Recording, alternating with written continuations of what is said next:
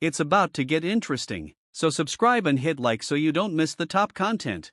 My wife has always been a person who loved to be the center of attention. Her energy, smile and ability to find a common language with anyone made her the soul of any company. I always admired that about her. Even though I was the complete opposite myself, I preferred quiet evenings at home, a book or a movie, rather than noisy gatherings. But that night, things didn't go as they usually did.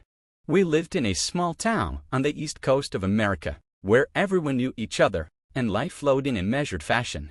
Parties were rare, but when they happened, they drew almost the entire town. Such a party was to take place that night. It was organized by our neighbor, Sarah, a woman with an unbridled love of parties and noisy gatherings. My wife, Kate, happily agreed to help her with the preparations and spend the day at Sarah's house decorating and preparing hors d'oeuvres. I, on the other hand, stayed home, enjoying the quiet and planning to spend the evening reading.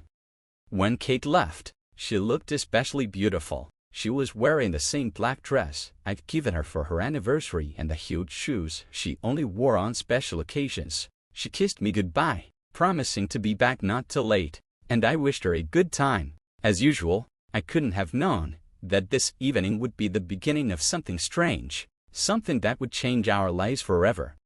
The hours passed, and I immersed myself in the book as usual. But toward midnight, I began to feel a little uneasy. Kate usually called if she was running late, but this time the phone was silent. I tried to convince myself that she'd just gotten carried away with the party, but that anxiety wouldn't let up. I dialed her number several times, but she didn't answer. Finally, I decided that maybe she just couldn't hear the call because of the music and noise, and tried to distract myself. The morning began as usual. I woke up early, made coffee, and Saturday on the porch, enjoying the quiet of the early morning. But the tranquility didn't last long. Suddenly, I heard the sound of footsteps approaching the house. I turned around and saw Kate. She was standing on the doorstep, but she looked different. Her dress was wrinkled, her hair disheveled, and her face was tired, mixed with something I couldn't understand. But the thing that struck me most was her eyes. They were empty, as if she were looking through me. I wanted to ask what was wrong, but the words stuck in my throat. She walked into the house without saying a word and headed straight for the bedroom. I followed her, but she closed the door in my face. I stood there puzzled, not knowing what to do. Thousands of questions swarmed in my head, but there were no answers. What had happened at that party? Why had she come back like that? And why wouldn't she want to talk to me? I decided to give her time to come to her senses and went back to the kitchen. But the anxiety wouldn't let go. I felt that something was wrong, that something had changed, and that the change was irreversible. I didn't know what to do, but I knew I had to find out the truth, whatever it was. Hours passed, and Kate still hadn't come out of the bedroom. I sat in the kitchen, aimlessly twirling a cup of long cold coffee in my hands. My thoughts were jumbled, and I couldn't get myself together. I tried to remember if there had been anything unusual about her behavior the night before, but nothing came to mind. She was the same as she always was, cheerful, easygoing, a little excited about the upcoming party, no hint that anything could go wrong. Finally, I couldn't stand it any longer and walked over to the bedroom door. I stood there for a few seconds, listening, but no sound came from behind the door. I knocked gently, but there was no answer. I slowly opened the door and peeked inside. Kate was lying on the bed, curled up, facing the wall. She didn't move, and I thought she was asleep, but when I got closer, I noticed that her shoulders were shaking slightly. She was crying. I sat on the edge of the bed, not knowing how to start a conversation. My heart clenched with helplessness. I wanted to hug her, to ask her what was wrong, but I was afraid to do anything wrong. In the end, I just put my hand on her shoulder and said her name quietly. She flinched but didn't turn around. "Kate, please tell me what happened," I asked, trying to speak as softly as possible. "I can help you if I don't know what happened." She didn't answer right away. She seemed to be struggling with herself, trying to find the words. Finally, she turned slowly toward me. Her face was pale, her eyes swollen with tears. She looked as if she had been through something terrible. "I don't know how to explain it," she whispered, her voice shaking. I don't know what's happening to me. I felt a cold wave of fear sweep through my body. I'd never seen her like this before. Kate had always been strong, confident. Now she looked like a child, lost and scared. "Tell me," I said softly, "how did it all start?" She closed her eyes, as if trying to collect her thoughts. Then she started to speak, slowly, pausing, as if each word was hard for her to say. At the party, it was business as usual. We were dancing, laughing. Everything was fine. Then I started to feel weird, like something was wrong, but I couldn't figure out what it was. I decided that maybe I was just tired. So I went into the garden to get some air, and that's where I saw him. She stopped talking, and I felt my heart sink. "Who did you see?" I asked, though I was afraid to hear the answer. "I don't know who it was," she whispered. "He was standing in the shadows, and I couldn't see his face, but I felt something, like he was looking right at me, even though I couldn't see his eyes. I tried to move away, but I couldn't. I couldn't move. Then everything went dark, and I don't remember anything." She fell silent, and a heavy silence hung in the room. I could feel my hands start to shake. What was she trying to say? Who was this man? And what had happened to her in the garden? "Are you sure it wasn't a hallucination?" I asked cautiously. "Maybe you're just overtired, or—" "No," she interrupted me sharply. "It was real. I could feel it. And when I woke up, I was somewhere else. I don't know where it was. It was dark and cold, and I couldn't figure out how I got there. I tried to get out, but I couldn't. Then I woke up again, right here on our doorstep." She looked at me, her eyes pleading. She wanted me to believe her, to help her understand what had happened. But I was a mess myself. Her words sounded like something out of a horror movie, not reality. "We'll figure it out," I said, though I didn't know how. "I promise, we'll find the answers." She nodded, but I could see that my words brought her no comfort. She turned her back to the wall again, and I realized the conversation was over. I walked out of the room, leaving her alone, and Saturday down on the couch in the living room. My thoughts were in complete chaos. What should I do? Who should I turn to for help? And most importantly, what had really happened to my wife that night? I knew one thing. I couldn't just sit back. Whatever it was, I had to find out the truth, even if that truth turned out to be more horrible than I could have imagined.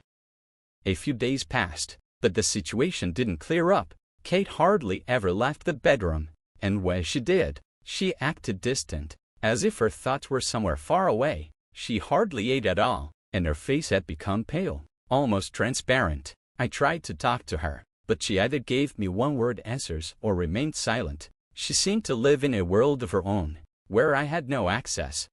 I decided to take action. First, I called Sarah to find out what had happened at the party. Sarah didn't answer right away, and when we finally did, her voice sounded strange, as if she were afraid of something.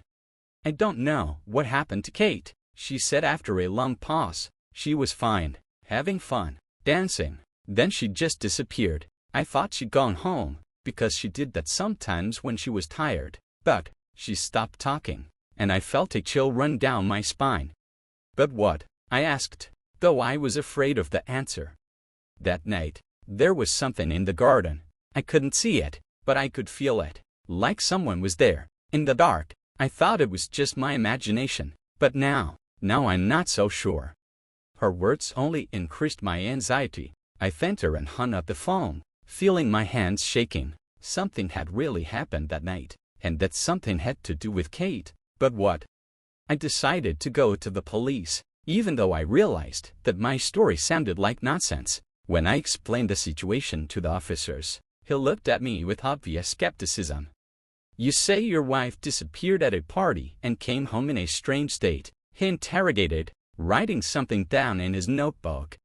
"Yes," I answered, feeling my face burning with shame and helplessness. "She says she saw someone in the garden, and then she doesn't remember how she got home." The officers nodded, but I could see he wasn't taking me seriously. "We'll check," he said, though I knew it was empty words. "But if your wife doesn't remember what happened, and there's no evidence of a crime, there's not much we can do." I walked out of the station feeling even more lost. The police wouldn't help. I was alone with this mystery, and I needed to find the answers myself.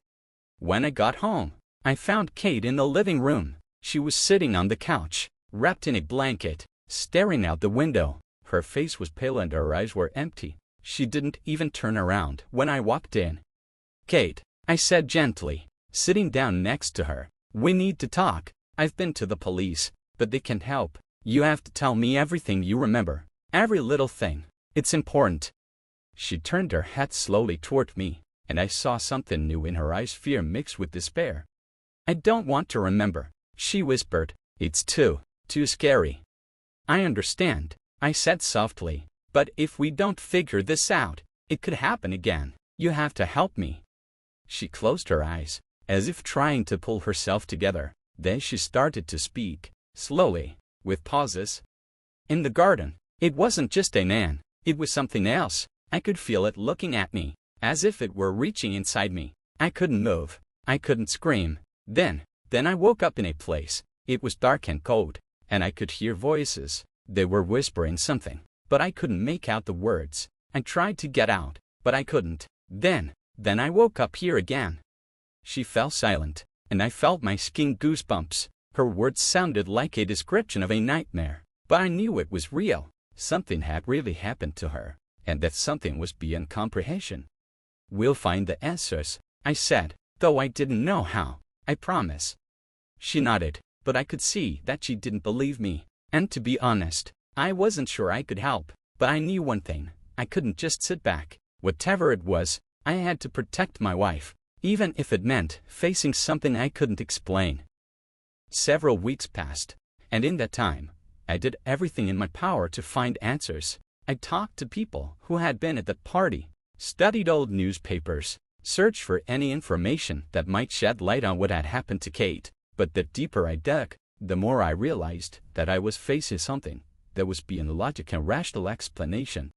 One evening, as I sat in my office, surrounded by stacks of books and printouts, a thought came to me that made me shudder. I remembered Sarah mentioning that the house where the party was being held was old, and there were rumors in town about its past. I decided to dig deeper and found archival records that shocked me. It turned out that many years ago, there had been a tragedy in this house. A young woman had disappeared. She was never found, and the case was closed because there were no leads. But the strangest thing was that her description was remarkably similar to Kate's. I felt a cold shiver run down my spine. This couldn't be a coincidence. I started looking for more information about that woman, and came across an old newspaper article that mentioned that before she disappeared, she had complained of strange visions and the feeling that someone was watching her. It was dissimilar to what Kate had told me. I realized I had to go back to that house. Maybe there I would find answers. I didn't tell Kate about my plans, because I was afraid it would only make her worse. Instead, I said I was going to the store, and I went there alone. The house looked gloomy, even in the daytime. I walked up to the garden, where Kate had seen something she couldn't describe. I looked around, but didn't see anything unusual. As I was about to leave, however, my gaze fell on an old gate, almost hidden by a thicket. I looked closer and saw that it led to a small cellar, which had not been used for a long time. My heart raced as I opened the wicket and went downstairs. It was dark and damp inside, but I could make out the strange symbols painted on the walls. They looked ancient, almost ritualistic. In the center of the room was an old table covered in dust, and on it lay a book. I opened it and saw entries in an incomprehensible language, but among them were familiar words, names, dates, descriptions. I realized it was a diary, and someone had kept it for years. Flipping through the pages, I came across an entry that made me stop. It spoke of a ritual that had been performed in this house many years ago, a ritual that was supposed to open a gateway to another world, and at the end of the tape was the name of the woman who had disappeared. I realized that she was a victim of that ritual, and now her spirit, or something else, was trying to return to our world through Kate. I felt fear clutching my heart. I had to stop it. I grabbed the book and walked out of the basement, feeling the weight of what was happening weighing on me. I returned home and found Kate in the same position, I left her sitting on the couch, wrapped in plaid. She looked even paler, almost transparent. I sat her down next to her and put the book on the table. She looked at it, and something flashed in her eyes: fear, understanding. I don't know. I explained to her what I had found and what we had to do to stop it. She nodded, though I could see she was barely hanging on. We did the ritual described in the book, but in reverse order. I don't know how it worked, but when we were done, Kate breathed a sigh of relief, as if a heavy weight had been lifted off her. Her eyes became clearer and her complexion began to return. Several months have passed since then. Kate is slowly returning to normal, although sometimes I notice her brooding as she stares out the window. I don't know what exactly happened that night, and I honestly don't want to know. The important thing is that she's back with me, and we're together. But sometimes, when I walk past that old house, I feel a chill run down my spine, and I know that some secrets are better left unsolved.